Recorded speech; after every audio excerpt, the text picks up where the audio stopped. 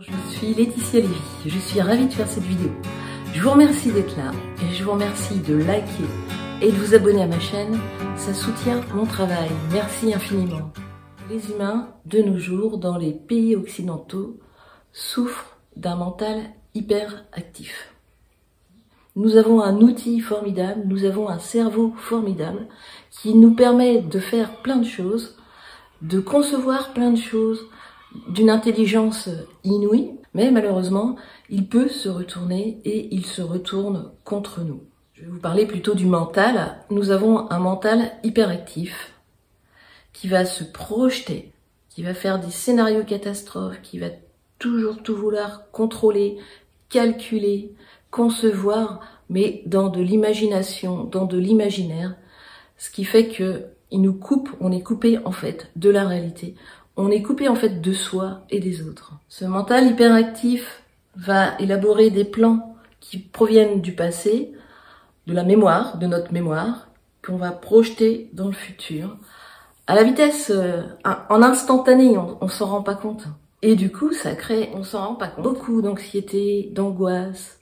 Et ça peut aussi nous laisser dans un état dépressif. Ce mental hyperactif, en fait, notre mental hyperactif, en fait, il est tout le temps en train de cogiter. Observez, remarquez que quand vous faites une balade, quand vous êtes tout seul chez vous, ça cause sans arrêt. On n'est pas là. C'est incroyable.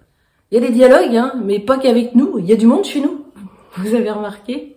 Notre mental refait l'histoire, imagine une histoire future, fait des comparaisons, des commentaires, des jugements, des critiques, des évaluations, sans arrêt. C'est pour cela que je dis que nous avons un mental hyperactif qui se retourne contre nous. Et nous sommes pas là. Nous sommes pas là, dans le moment présent, comme on dit.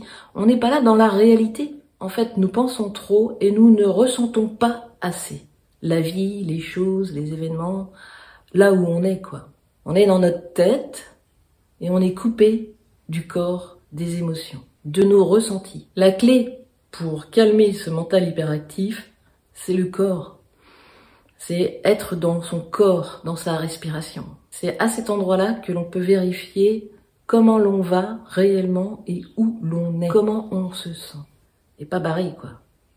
En fait, dans nos sociétés, on nous apprend pas à voir comment notre mental fonctionne, comment on peut l'apaiser, comment on peut l'apprivoiser, pour pas qu'il se déverse en continu et qu'il nous embarque. Parce qu'on est trop dans un système d'évaluation et de compétition et de commentaires aussi permanents.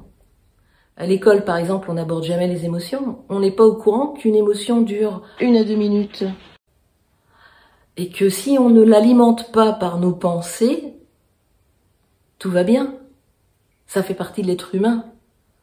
Sauf que lorsque ça dure 10 minutes, une journée entière, c'est parce qu'il y a plein de choses qui se racontent, dont on n'a pas conscience parce que ça nous paraît naturel.